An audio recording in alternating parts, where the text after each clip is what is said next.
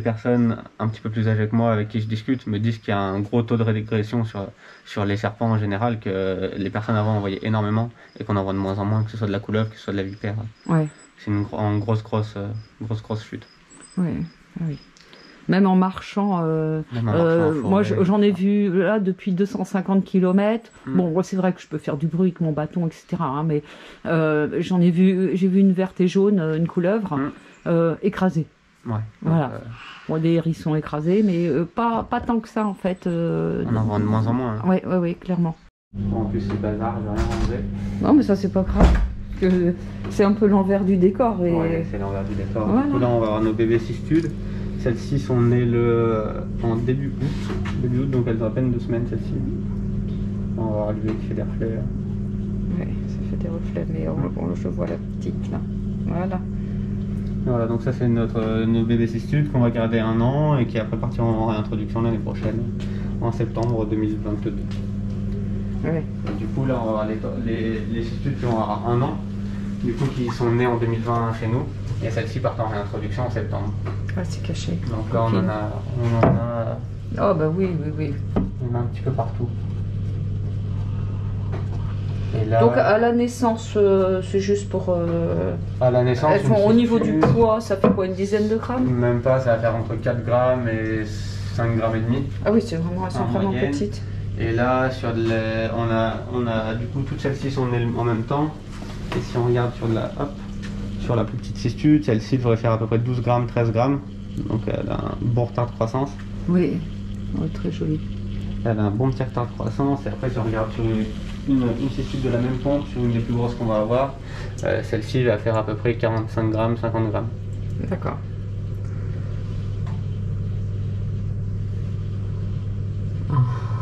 Et voilà, donc c'est pour ça qu'on les sépare, on vérifie que tout le monde mange bien, etc. Et du coup, ça nous permet d'avoir un suivi précis sur les petits. Et donc avec la lampe, elle chauffe, elle met des UVB. Chauffant, UVA, UVB. Voilà. Avec un petit point chaud, et petite filtration histoire qu'on n'ait pas de choc de température dans le bassin. Et ouais, non, petite cistule. Elle est toute petite, ouais, c'est là. Ouais. Très bonne espèce qu'on présente chez nous. Ça, c'est une de nos belles femelles lézards osselés. Du coup, il y a eu quelques conflits après la période de reproduction. Du coup, on l'a isolée. Vous l'avez isolée. On la garde ici un petit moment. Et puis, la prochaine période de reproduction, l'année prochaine, elle repartira avec un mâle. Et en attendant, elle est tranquille.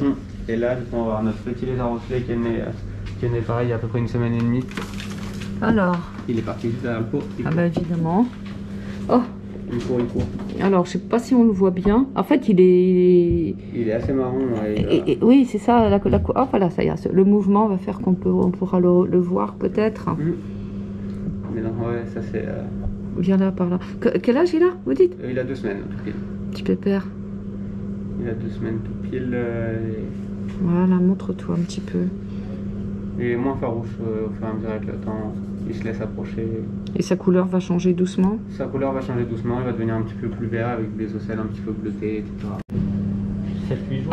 7-8 jours. 7-8 jours, ouais, elles sont bien énervées comme il faut aussi. Alors, comment c'est beau. Oh! Ça, c'est une belle petite couleur échelon. 7-8 jours, elle est déjà belle, hein? Bah là, elle vient de finir sa première mue et elle n'a pas encore mangé, donc elle doit avoir 7-8 jours. Ouais, c'est une belle couleur à échelon et du coup on a une ponte de 7 œufs et on a réussi à faire éclore les 7. Donc, et vous avez réussi à en récupérer 7? Ouais, très bonne nouvelle. Et au moment de naître, en fait, la taille, elle est... elle fait à peu près la même taille parce que comme elle n'a pas beaucoup bougé là pour l'instant. Non, elle n'a même pas bougé. Comme je vous dis, elle n'a même pas mangé encore, donc elle a juste utilisé le reste de son sac Vitelin qui lui permettra de grandir un peu les premières semaines. Mais... Hop là, fille. Super. Mais là, du coup, notre but, ça va être de les faire pousser un peu, de garder des femelles et après de faire partir dans d'autres parcs. Mais vous avez fait la même chose, vous les avez chauffés de façon à, on a essayer d'avoir plutôt des femelles? Non, alors sur le serpent, ça va être totalement différent. On les aura incubés toutes à la même température et on a laissé faire la nature. Ah, d'accord. Et ça, c'est un choix? Ouais, c'est un choix. Et après, si je vous dis pas de bêtises, j'ai peur de vous dire une bêtise, que la température d'incubation va pas changer le sexe ratio. Mais oui, mais je le sais pas moi non plus, parce qu'en fait, voilà. Bon, de toute façon, Anthony, quand tu me montreras les photos, tu vérifies. Il faut vérifier l'info, mais il me semble que non, ça change rien. Du coup, nous, on les a incubés à 26 degrés 4 et on a eu tout. D'accord. Tout a éclos. Très bien. Ouais, ça bouge pas trop, hein. Non, et non, là, mais elle dort, elle est très bien. Faire quasiment 10 grammes. Bah oui. C'est pas évident de tenir au bout d'un an 10 grammes. Non. Quand on est dans la nature, hein, faut avoir du caractère. D'accord. Salle d'élevage de grillons et souris. Ben oui, elles sont là. Du coup, là, on va avoir un mâle 5-6 femelles par boîte et on prélèvera les juvéniles. Et après, la nourriture. Et après, nourriture des lézards, enfin des serpents, pardon. Et après, il peut y en avoir distribué un petit peu à tout le monde. Oui, bah oui, classique quoi. J'ai vu que c'était fermé à clé. Ouais, toujours fermé à clé, il n'y a pas grand monde qui a la clé, et toujours rentrer en compagnie de quelqu'un. Ouais, pour éviter le moindre problème. C'est ça. Bah, quand on fait les nourritures. C'est le protocole. C'est le protocole, on a refait le protocole il n'y a pas très longtemps, donc on est sûr de ce qu'il y a écrit dessus. Oui. Donc voilà, ça c'est notre salle venimeuse, c'est pas la salle la plus esthétique à montrer, mais c'est une des salles les plus intéressantes.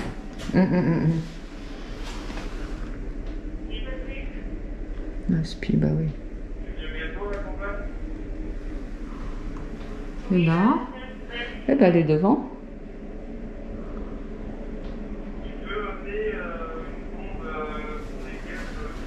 Ok.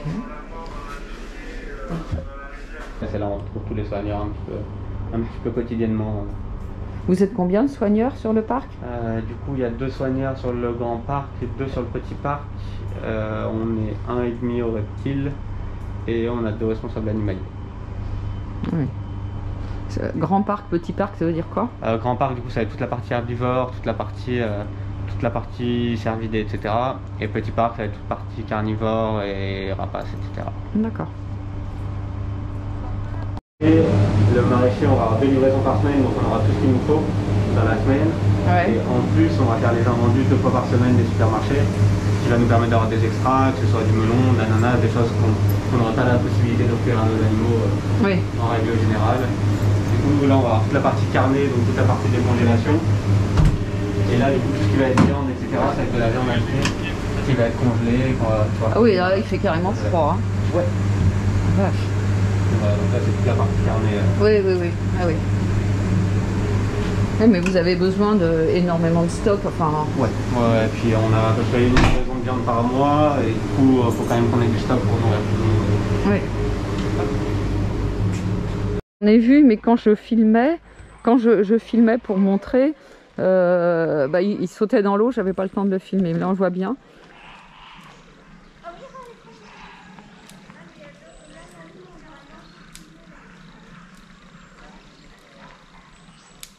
Tranquille, hein, Pépère. Là, l'idée, c'est vous mettez vos barrières, puis derrière, vous laissez sur... On laisse la nature un petit peu faire, on taille sur les allées, etc., mais sur l'extérieur... Bien sûr, là vous avez des ronces. Le roncier qui est essentiel. Parce que là-dedans, il peut y avoir justement des très grosse biodiversité, hein, que ce soit de la troglodyte mignonne, du merle, du V qui se balade, du rouge-queue...